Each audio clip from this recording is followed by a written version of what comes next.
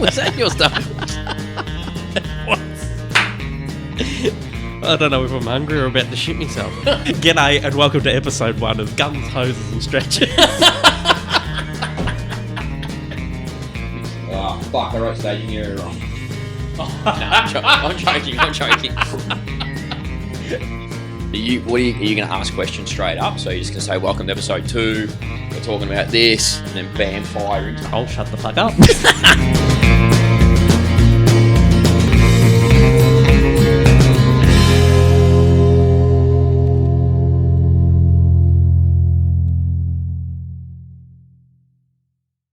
G'day and welcome to episode 5 of the staging area. I am, of course, Aidan Mack, and that over there is Simon Roylance. Hello. Good evening, Simon. Good evening, Hados. We're doing it at night time. We're doing it at night time. Holy fuck. What's happening? That's a bit different. Shocked at the senses. And a bit of happy juice to go with it. Well, we thought we'd...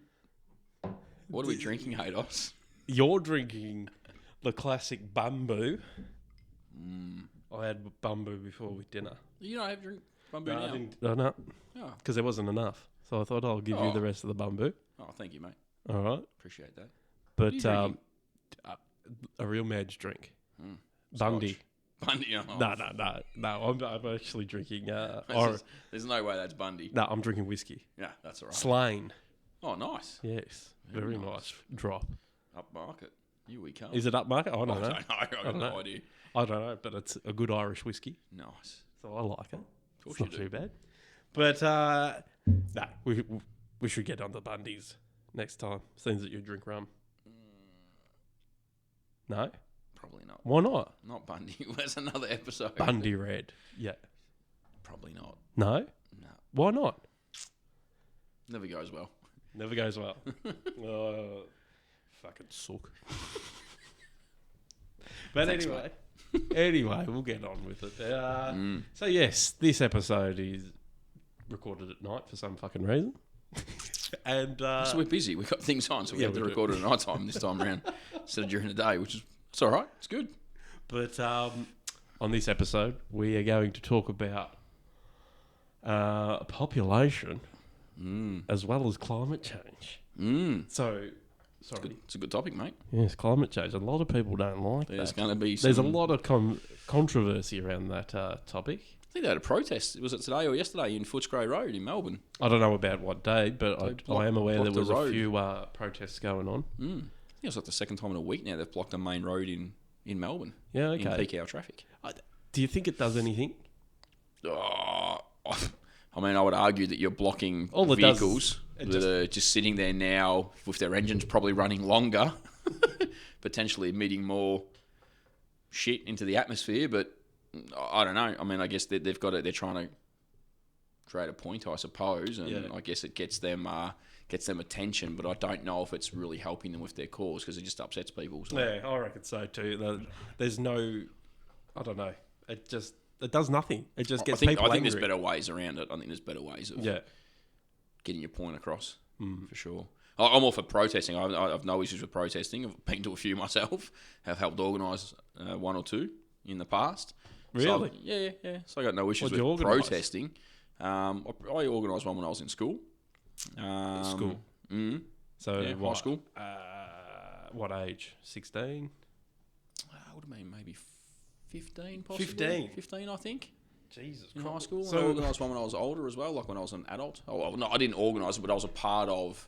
I assisted making sure that people came to another protest in the city and got other people there and went along as well. That's when I was doing my political campaign stuff.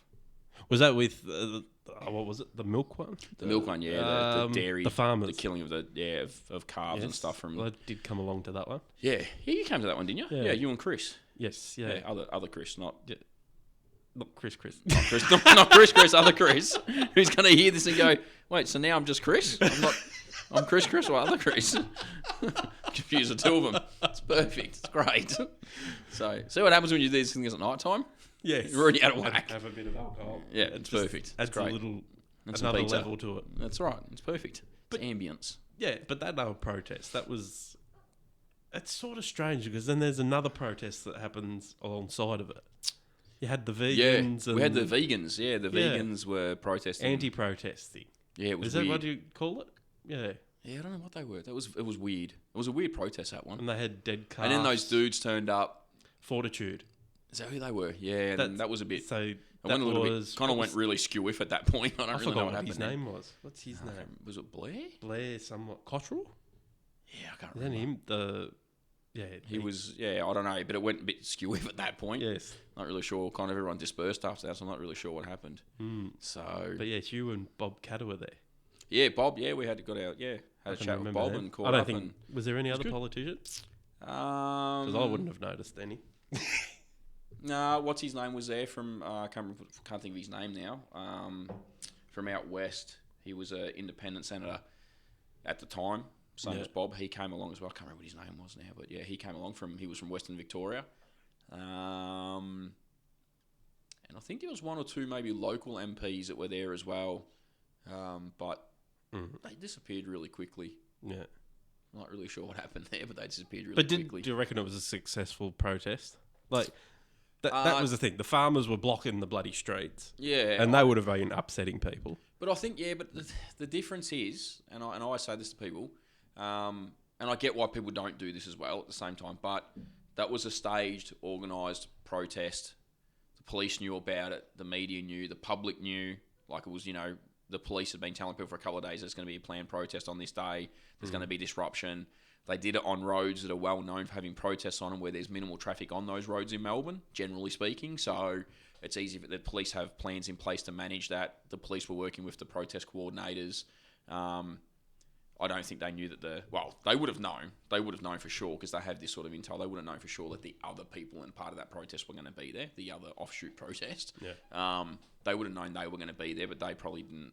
Well, they didn't tell everyone. Cause they didn't tell everyone, because remember, they turned up. You had a bit of a shock when we turned up there. Well, I mean, they had dead calves.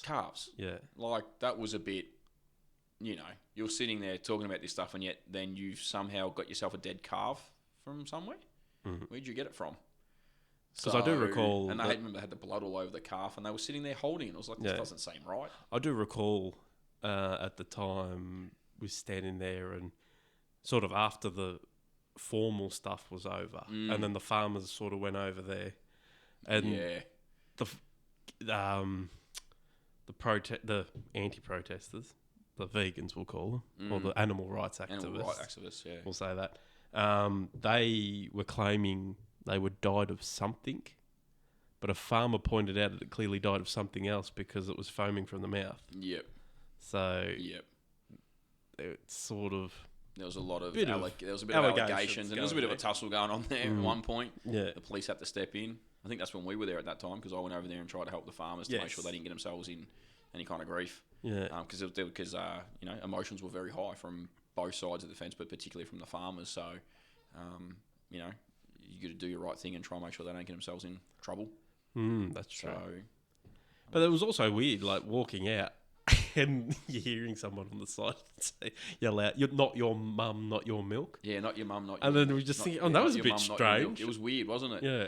That was the girl. It was a girl, I remember. Yeah, and she was all dressed in white, like a white dress. Don't know. But remember, because later on, they threw blood all over her. Oh, did they? Which I think was paint. I don't think it was real blood. I hope it wasn't real blood, because that'd be weird. But I think it was red paint that they were pretending was blood, and they threw it all over her. But yeah, she was shouting out, not your mum, not your mum, not your milk, or something like that. And the farmers were yelling out, "You want a latte? You need a farmer." Yes, they were. But, I'm not going to lie, I think I was yelling that out myself. But yeah, it was. Yeah, if you want a latte, you need a farmer. So the chance at protests are very bad. Yeah. It's like they get the Wiggles to ride them. I'm not going to lie. Well, but I think in defence of the farmers, they came up with that one on a fly, and it worked pretty well. It became pretty loud chant, that one, as they were going down, down the middle of it's not Swanson Street, but whatever that road is we turned onto that heads up to Parliament there. It was from Fed Square. Yeah, from Fed Square up to Parliament.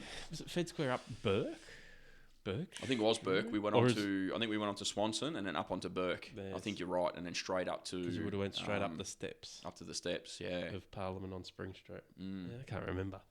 But anyway, we're not here to talk about protests. That one, but, well, kind of, because it kind of ties in a little bit. A little bit. Because they were also talking about emissions and all that stuff then as well. We're talking about climate change, and population growth. Now, in your opinion, is climate change real? Well, I don't know if I can actually give an opinion on that because I'm not a scientist. Do I think something's happening? Yes. Do I know 100% it's climate change and all the things that they're saying that are occurring is climate change? That stuff I would potentially argue a little bit. I don't think, and again, happy for any scientists to get in contact with us and say, hey, there's some data you might want to see that we haven't seen, that we're not aware of. But I'd like to see someone who can prove that this hasn't happened before in the Earth's, you can call it rotation or the Earth's life, I suppose, in its life cycle, that this has never happened before. Because our records, I think, generally speaking, they might go back a couple hundred years potentially for weather. But the Earth's been around a lot longer than that. So how do we know that this isn't just a normal kind of cycle that we go through? And because humans are interacting with Earth now, or with the planet, as we have been for many years, many years, how do we not know that this isn't just a normal cycle that we go through? So I guess there's that aspect of it. Then there's the other aspect, which is, I guess, the other part of what we're going to talk about today, is the population side of it. And there's a lot more people on the planet now than what there ever has been, and we're going to keep having more people. That obviously will make an impact on manufacturing and all that sort of stuff, which obviously creates emissions and causes grief in that sort of space. But again, when we have natural disasters now, there's a lot more people impacted because we have a lot more people on the planet. So that's not necessarily a climate change matter. That's more about a planning and response type matter. That's my theory anyway. Yeah. Okay. So this is all. So when did you come up with this theory that whether it's population or climate change? What made you think of it? I think being in the space of looking at bushfire on a fairly regular basis, not as much now, but I used to look at bushfire a lot because it was a part of my work and the roles that I did. There was one thing that I saw that would pop up quite often. Whenever we had major fires, the media would start talking about how these fires have been so much larger, so much bigger, and they've gone into, I guess, communities, and there's been so much more destruction caused in those communities. And I agree, there has been destruction caused in those communities, 100%. And if you go back and look at, the 1920 bushfire season. That's 2019. 2020. Sorry, yeah, 2019. Yeah, when I first heard that, I thought, fuck. 1920, that's a very long time ago. Why are people getting emergencies? What are they? The National Service Medal for all that time. It's a long time ago. Sorry. So the 2019-2020 fires were obviously pretty big. At one point, the whole east coast of Australia was on fire. So, that's how it was being reported. Black Summer. Yeah, it's known as the Black Summer fires. So, yeah, don't get me wrong, we had some pretty big fires that year. If you're up in New South Wales in particular, they had some very trying days, if not weeks, months, realistically. We lost a few firefighters across the country during those fires. So they were fairly significant. But the thing that I think if we went back and had a look at and maybe researched, I'm sure people are, and I'm sure they will in the future, and we'll probably get the statistics from that, is that if those fires had occurred 15, 20 years ago, we wouldn't have had the impact on communities as much as what we did then, because those communities wouldn't have been as big as what they are now. We've seen that we've got a lot of people moving out of the suburbs, out of the city, and going into these smaller, towns, country towns. And we've also got a lot of our suburban areas, which are now reaching well out into those bushy type suburban blocks that we have, where people get like an acre or two. And that's great. That's fantastic. It's a good way to live. But that means we're now putting more people and more development into that bush area, which means when there is a fire that takes place, there's more for the fire to take, and there's more impact in particular on individuals and structures, where years ago it would have just been bush that was burning. Mm-hmm. So I think there's something like, I'm not saying climate change isn't happening, I'm not saying that at all. There is some statistics out there to say that there is different things happening. If we have a look at California, they've been having more significant bushfire seasons nearly every year. They're having a worse season than the last one, and that's been happening for 10, 15 years now. They've got trees over in California that are dying that they've never seen die before. So there's probably something to say about that. But I think we also have to look at the population growth and the expansion of our communities into those leafier suburbs. Again, I'm not trying to be negative or rude to those people who live in those areas, but a lot of those people come out of city areas or suburban areas, concrete jungles, as we like to refer them as, in the services. They go into those bush areas and they really have no idea how to plan for or manage their properties in a bushfire-prone area.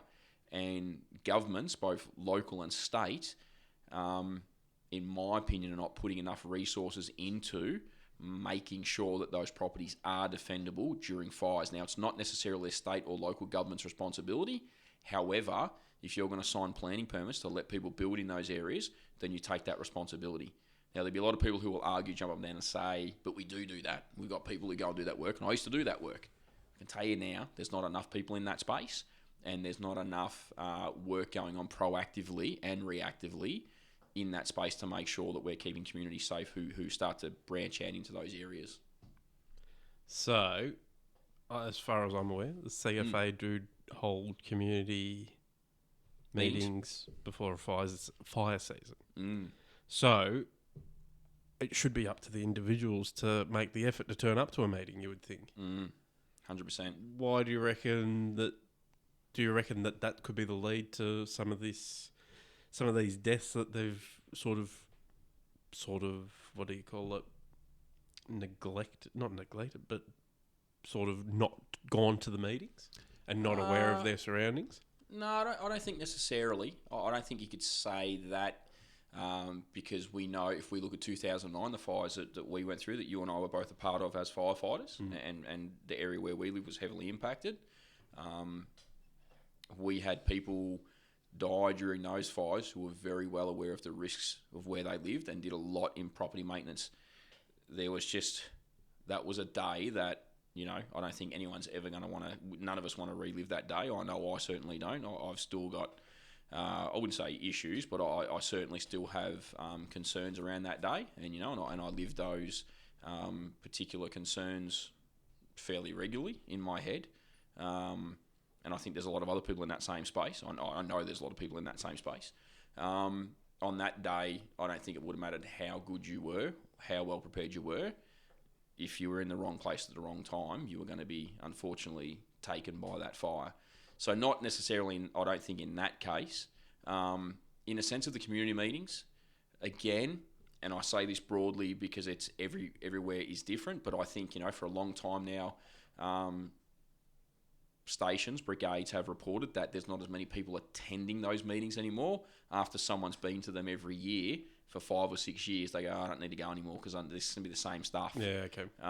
So they kind of don't turn up, not all the time. There's some communities where they're really good and people turn up all the time and they turn up every single year and they have been for 10, 20 years. Fire organisations, and I speak to Victoria here, they keep adapting and changing the way they're trying to interact with the community. So I don't think that's a problem. That's not really an issue. The problem is trying to get those people to come and be a part of those meetings and to be able to really get involved in that space and take something away from it and really act on it. That's one component. I think, and I don't like to whack people with a big stick, but I think from a legislation perspective and from an enforcement perspective, we need to get stronger in that space where people aren't cleaning up their properties. We need to deal with that better because I don't think we deal with it, great now. There's a whole process there that I think we should change at the local and state government level that I think would help fix part of that problem. Education's obviously going to be important and always is important, and we've got to keep pushing education as much as we can, both for kids and for adults that work in and around, or live, I should say, in those communities, in those environments. And I think, as much as I don't like to say it, because I don't like to hand things over to certain industries, but I think potentially insurance companies have got a lot to play in that space as well. Where if you live in these fire-prone areas, you've got to be able to prove that you're actually doing stuff to maintain your property and to show that you're actually doing things. There should be incentives for people who live in the bush that get insurance to, if you do these things and you can prove you're doing these things, there should be incentives from insurance companies. At the same time, insurance companies probably need to be a little bit harsher and say, well, if you're not going to show us that you're doing it, we're not going to insure you. And if something goes wrong, it'll be your responsibility. The problem is then the government will pick up the bill and say, oh, well, it wasn't their fault. And at some point, there has to be accountability from people who live in those areas to do what's right to protect their property and to protect their neighbours' properties as well. So, what do you suggest that somebody that's thinking about moving to these areas, what should they do when they're thinking about it? for a fire protection side of things, what should they be thinking about? First thinking about, definitely, if you're buying a vacant block that you're going to move to and you're going to build on it, you'll already have things put in place through planning schemes to tell you what vegetation you can and can't remove, and you'll have things in there about how you need to be. You get your BE bushfire attack level, your BAL assessment that gets done, and so you got to make sure you build to whatever that level comes out to. So that might be that you've got to have like triple glass windows, triple glazed windows, and all these other bits and pieces. That's one aspect. There is some great documentation out there for people to have a look at. CFA used to produce a really good book now. I don't know if they still do, but you can still find this stuff online. There's a landscaping for your property book where you can actually look at how should you landscape around the immediate area of your house to better fire-prone your property from approaching bushfire, which I think it's a really good book, and it's got some really good advice in there. It used to be quite big. I'm pretty sure you can still download it now, so that's pretty good. Talk to your neighbours. If you're going to move into that area, go talk to your neighbours, see what they're doing, because you may find someone in that where you're going to live who may be in the fire brigade and could give you some great advice, or maybe there's someone who's lived there for a long time and they've done things to their property and they can give you great advice about things that they've done, and they might be able to help you out a little bit. Definitely go to community meetings. When the CFA tell you that they're having a community meeting, a bushfire preparedness meeting, go and be a part of those and learn from them and keep attending. In some areas you can join community fire guard groups, which they were a bit of a dying thing, but I think they're trying to get them back up and running again across the state.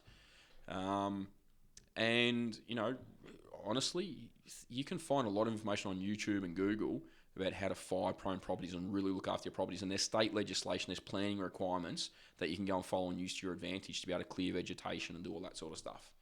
Because that's the sort of stuff we need to be doing to try and combat, some of these fire seasons that we're seeing, where we're seeing mass destruction in communities. It's not always going to work. Okay, you've got to be really clear about that. You can protect your house and be 100%. You've got the best house in the street fire-wise, and on that day when something comes through, one little thing can go wrong, and you still lose your house. But there's a possibility that you won't lose your house, and it may be because of the things that you've done to prepare for that particular day.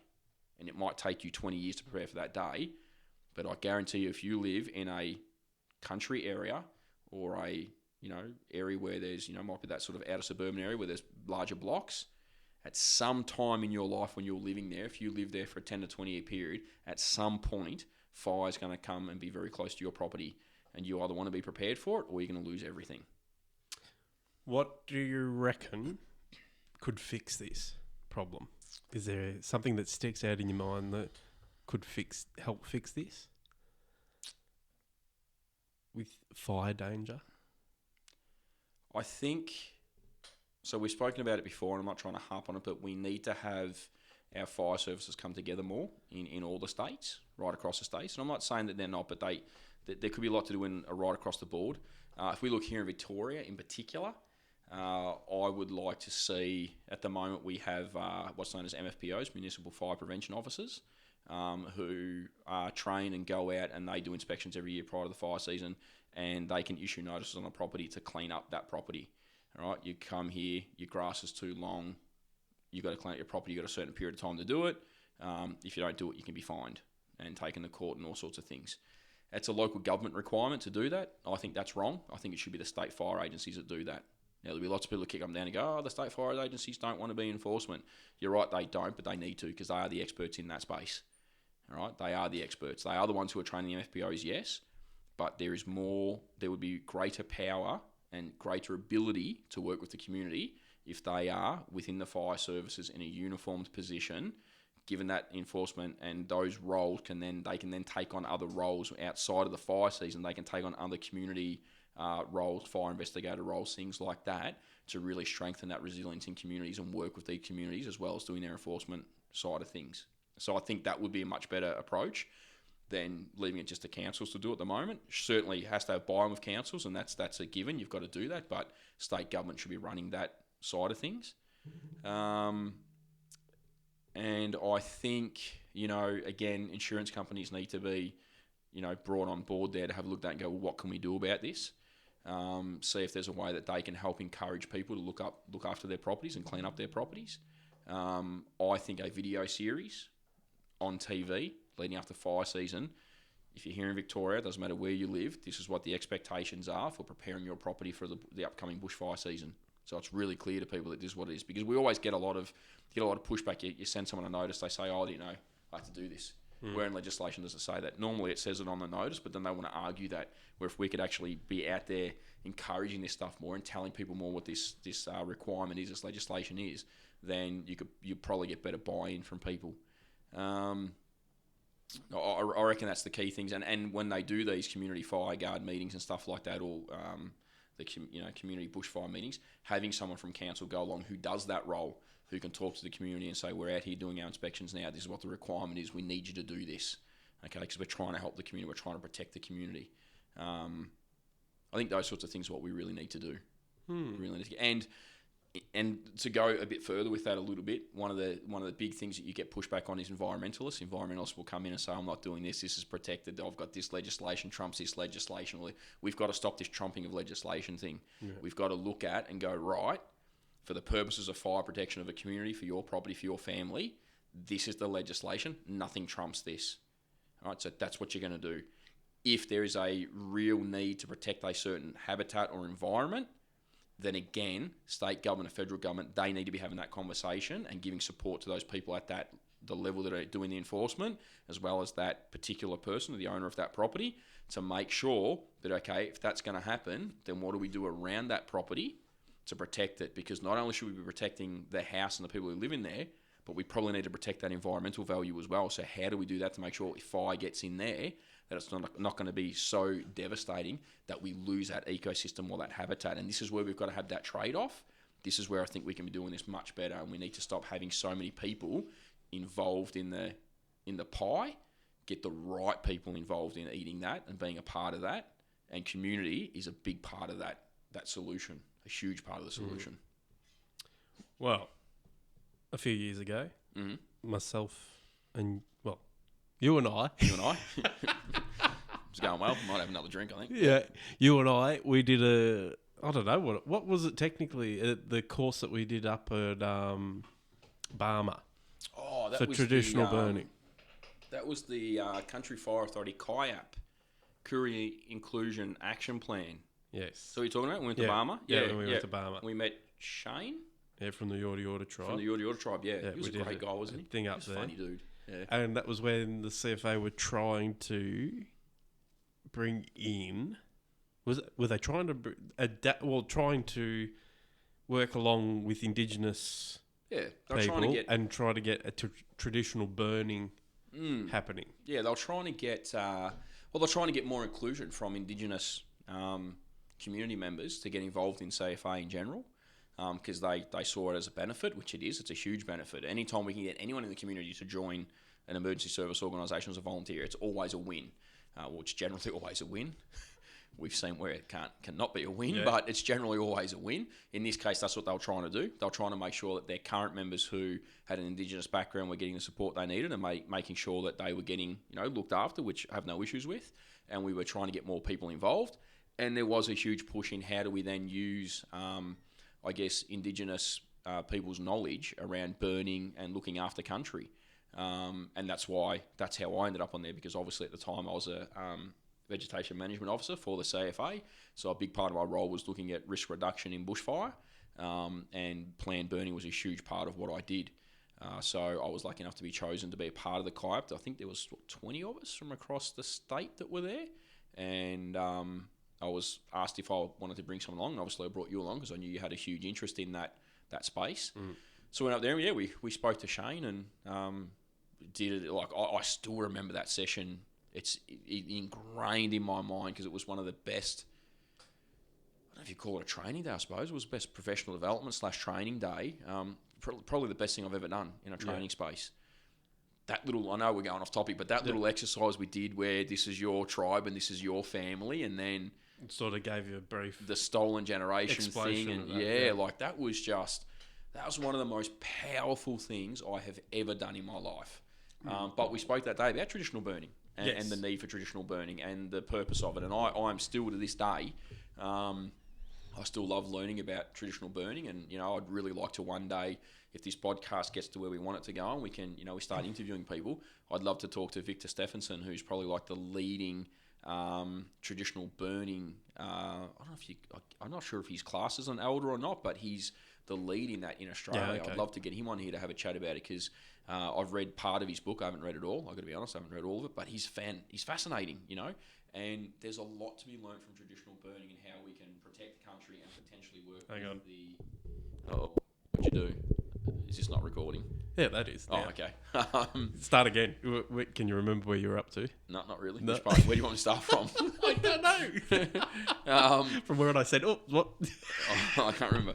I think we've got a lot to learn from traditional burning and from their methods that they used. And we are doing it now. It is happening. It's taking a bit of time, because it's taken a long time for that stuff to start to really kick off right across the country, because there's still a lot of red tape in that space, I guess, but it is happening. We need to do a lot more of it. And again, it's something we need to share more. We need to share more with the community and explain to the community the benefits of it and how we use it in the future. But the reality is we're so far down a path now, because we weren't doing enough planned burning in general right across the country, particularly here in the eastern side of Australia. We weren't doing enough of that because of lots of different reasons, environmental issues, legislation, red tape, activist groups, things like that.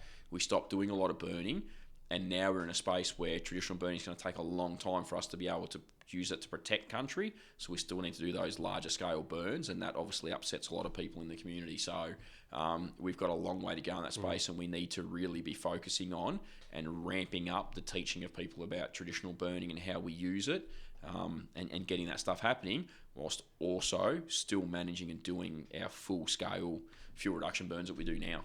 We're going to have to do that for many years to come until we can get the traditional burning to start working for us. But at least it started, and that's the key thing. We've just got to keep that momentum going now. The one thing I find fascinating is when you travel this country and you see what happens in the Northern Territory. Oh, yeah. How a fire will be happening on the side of the road. Yep. They just let it go. Yeah, hundreds of hectares. It's like, well, if it burns now, we don't have to put it out later. Yep. Just let it go. Fascinating. Yep. And I don't know. And they don't really do a great deal with it until it starts to potentially impact housing, farms, or an environmental impact. Otherwise, they just let it go, because they know, like, to get vehicles out there to deal with it it's gonna take days, if not weeks, to get all the resources where they need them to be. And it's probably going to burn itself out at some point, because it's predominantly burning through desert. At some point, it'll stop. Yeah. I can remember driving through there, just out of Palmerston, I think it was. And just all you saw was a bloke on the side of the road in probably what I would call an ultralight. Yep. And he's just standing there watching it burn, and obviously if it got too close, off it went. He'd put it out. But other than that, just let it do its thing. But obviously you can't do that down here. You can't do that down here. I remember being up there for the military and working on a couple of their bases many years ago now, but same thing. We were up there for fire response, fire protection. If they were doing live firing and a fire got going, we'd go out and see what we could do with it. But if we couldn't do anything with it, it would just go, and we would just watch it for a couple of days and see where it went, and hope to God it went out.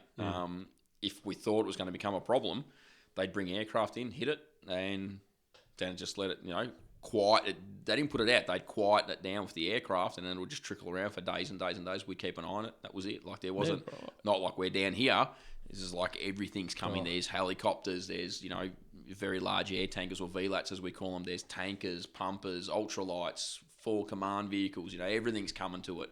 ICCs are established. Staging areas are set up. We've got roadblocks everywhere. But it's different, because here, any fire like that impacts community, generally. Yes. Any fire we get here impacts community very quickly. We don't have big patches of nothing. We don't have the kind of land they do in the Northern Territory. Even here, if you get a fire in the middle of the forest somewhere, where there isn't any houses for a long distance, there's still a lot of work done for community notification, because we've got campers and four-wheel drivers and people in that space. Plus, it's likely someone's going to see it and start reporting it to media, so they jump onto it very quickly to start ramping up the information they're pumping out to people. So, which sometimes can be, I think, a bit detrimental every now and then, but most times it works pretty well. So, a bit different in Northern Territory though, or outback Western Australia. Definitely. So, whole different world up there. Whole different world. Completely different. Do you have anything else to touch on? Oh, actually, I've got another question. I know you've got other questions. Yes. I thought I've got one more question. Just one more? So, two more. So, bringing it back to climate change in this one. As we talk about services on here, emergency services, what service is most affected by climate change, do you reckon? I think the one that probably has to deal with it more than others. Is that still recording? I really don't know what's going on with this microphone. Something's picking you up, but you should get a new one. I think realistically speaking, I think the fire services are probably dealing with it the most because of all the bushfire, the planned burning, all that sort of stuff. I have no doubt rescue organisations like SES and stuff do, because whenever there's major floods, people talk about it's climate change. If we weren't doing this, these storms wouldn't be as bad, and cyclones and stuff like that. So, but I would say fire service probably deal with it most. Police don't really deal with it a great deal other than protesters, and if there is major fires and they've got to block roads and floods, they've got to block roads, and they do, they have the water police and stuff that perform rescues during floods. So they deal with it a little bit. Again, I've seen some reports in the past about stretching ambulances because we seem to be getting more frequent and longer duration heat waves, particularly here in Victoria and New South Wales. We're getting longer heat waves and more of them every year, and that brings on issues for the ambulance service because they're stretched. And there seems to be this, again, I've seen reports in the past where they link that also to those thunderstorm asthma events that we get, which have been quite deadly, especially here in Victoria. They've been quite deadly in the past. People linking that to climate change. So I guess it's really impacting all of them, but I think we probably see it the most and hear about it the most through the fire services because they're in that space of bushfire and how it directly impacts the environment, the habitats, the trees and the plantations and things that we're dealing with on a regular basis. So, yeah. And then my final question: which service is most affected by population growth? Ooh, I'm not sure. You reckon all of them? Yeah, I reckon all of them. For all got their own different reasons. Fire services, population growth. The more people we get in suburbs, the higher the risk becomes. The more paid firefighters we need to be, to be able to respond within, a moment's notice to go to jobs. That also impacts volunteers. Okay, in those communities where they're growing fast but they don't meet that risk target to get paid firefighters, but their fire calls are increasing, and then it's requirement of the organisation then have to try and get more skilled firefighters in that station as volunteers and get better equipment and better stations, so it impacts them that way. Ambulance service, we know here in Victoria, it's no secret, our ambulance service here has been struggling for years. They have been under the pump for years, and we often get those alerts now. It's always in the middle of the night, about 2 o'clock or whatever. You get like it's a code red alert or emergency warning because they're stretched with ambulances, and they're like, if you don't need an ambulance, please don't call 000 because we're stretched as it is. And during COVID, obviously, we saw them run off their feet. So they see it from that perspective. Police see it, from a perspective. The more people, the more population you have, the more crime you're going to have. It's guaranteed. They go hand in hand. Our prisons are struggling with it. Our prisons at one point were literally, maxed out in some parts of this country. There was times where our prison services were maxed out, and they were letting prisoners go. Lower risk prisoners were getting let go and put onto parole or whatever it may be, so that we could get people out of prisons to bring in the more serious offenders, So, and if we don't keep up building prisons in that space, then it causes issues for the prison service, also causes issues for the police service as well. So more population, particularly if people are coming in. I'm not saying it's people that are coming from overseas that cause this drama, but, as you get lots of different people coming into the country, and they're interacting with crime groups here and whatever it may be, that puts more strain on policing. So I don't think there's any service that could successfully argue that they're worse off with population than any of the others because they're all really dealing with the same issue. So, yeah. The reality of it. Well, it is a reality of it, and I think that's what we need to look at. We need to look at our population growth, and we need to look at how that interacts with the environment. And I think we need to do a lot more to be teaching people about our environment. You know, as I said, I'm not a scientist, so I can't definitively say is climate change true or false. I don't know, but I think there's some arguments to say that it's not, and there's probably some arguments to say that there is. Regardless of any of those arguments, regardless of any of them, as people, as humans who are on country, who are living in amongst this world that we need to be doing everything we possibly can all the time to help out our environment. Make sure you're recycle properly, and put your rubbish and put in the bin and all that sort of stuff, and teach kids about the importance of recycling, all that sort of stuff. Look at ways, renewable energies. I don't think renewable energy is the way to go completely, 100%. Okay. We're still going to have coal fire stations, or whatever you call them these days, for power. But there's a lot to be said to also have renewable energies where we can. So let's bring them both together, and let's make that happen. Let's encourage people to do that. Give incentives for people to do that. We should be teaching kids about, planting the appropriate trees that, aren't going to take water from the ground. There's trees and plants that aren't native to Australia that when you plant them, they take more nutrients and more water from the ground. Why are we doing that for? We should be teaching people not to do that sort of stuff and have better processes in place. So I think all of that sort of stuff is, I knew that was going to happen.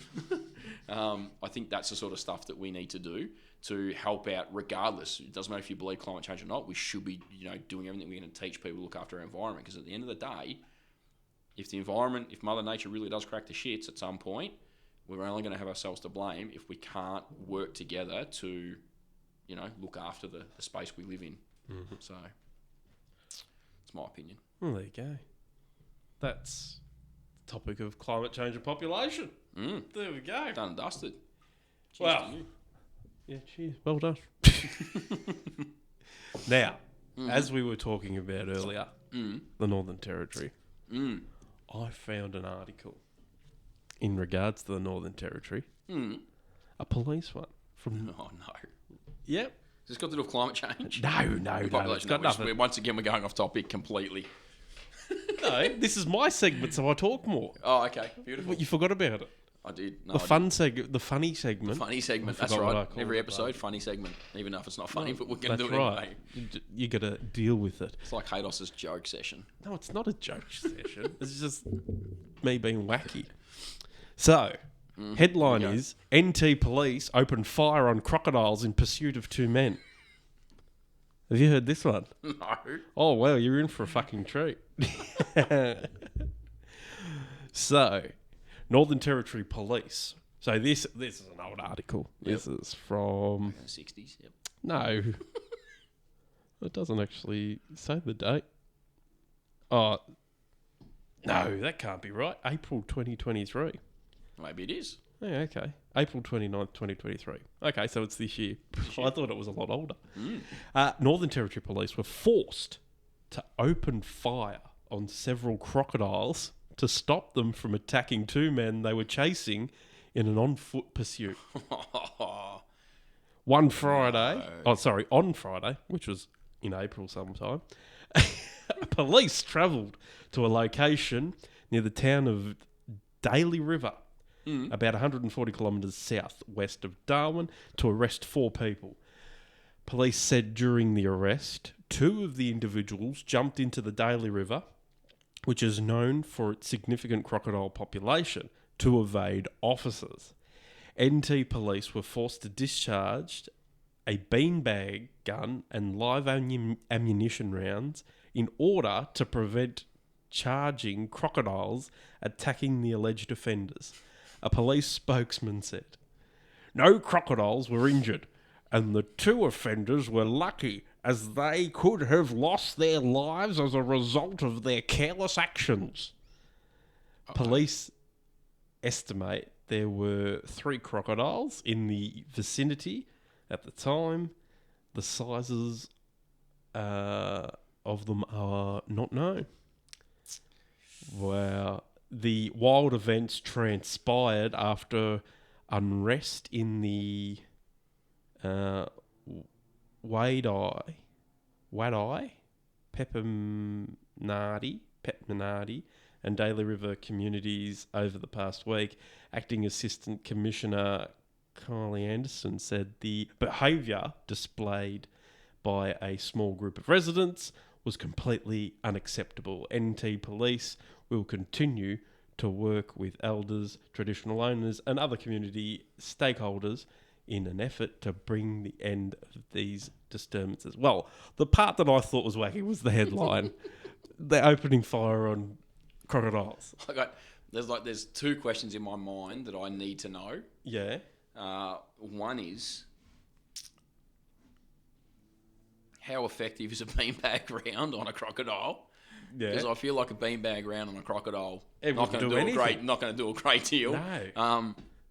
In the shock of probably trying to protect the two people, they might have just grabbed it and done what they thought was best. So you can't, I don't think you can sort of blame him for that. But I just don't think,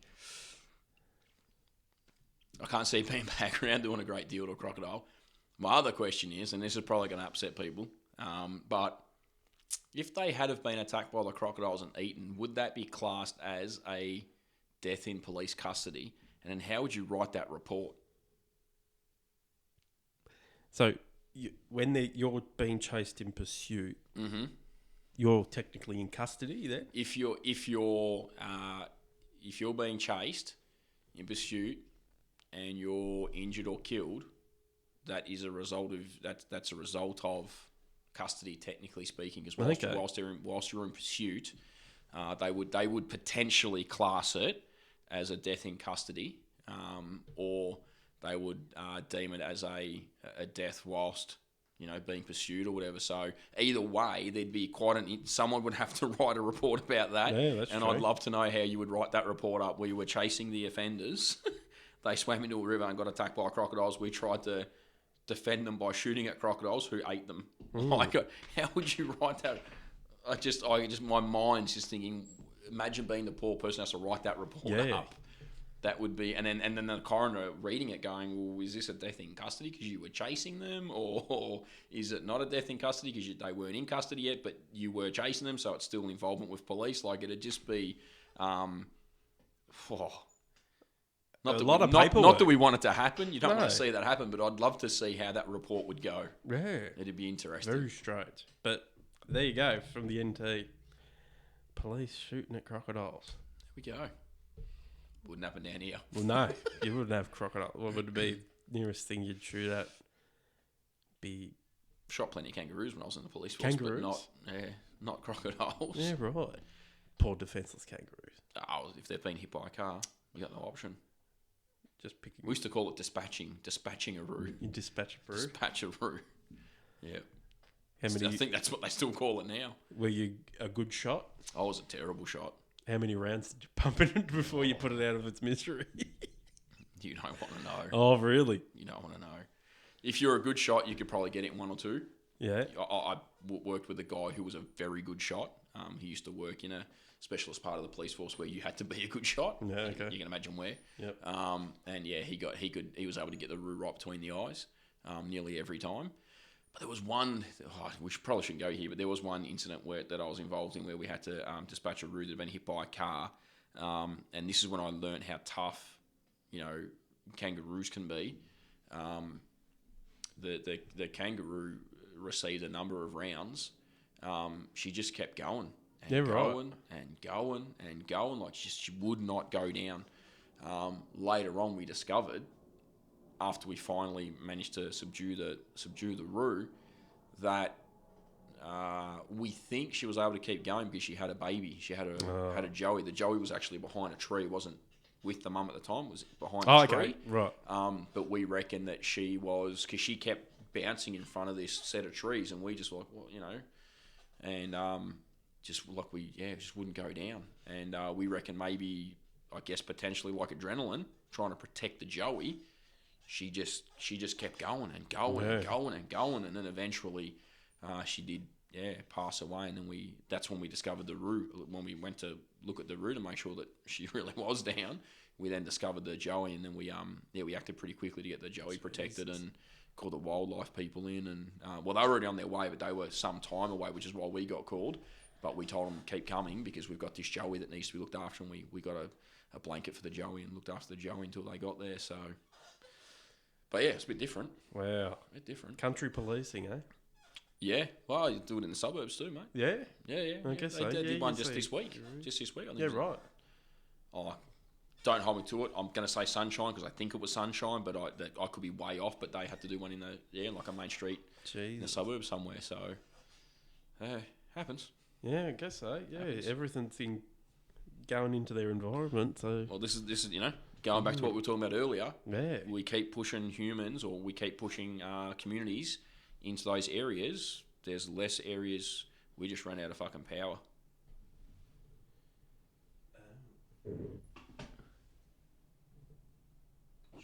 That's all right. Charge your battery. That's all right. We've got audio. We got audio. That's all right. Yeah. We just lost video. So if we lost video, okay. That's all right. We've got audio.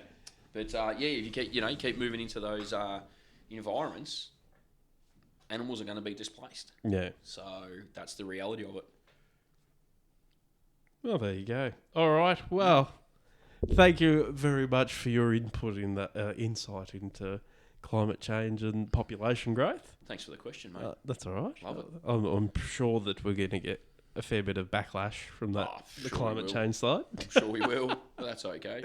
As long as it's, as I always say, as long as it's a healthy, constructive debate, then we're happy to have that conversation with people. That's it. That's what this is all about. Yeah. About learning. All right, so that's it for episode 5. If you'd like to send us a message, do so on Facebook.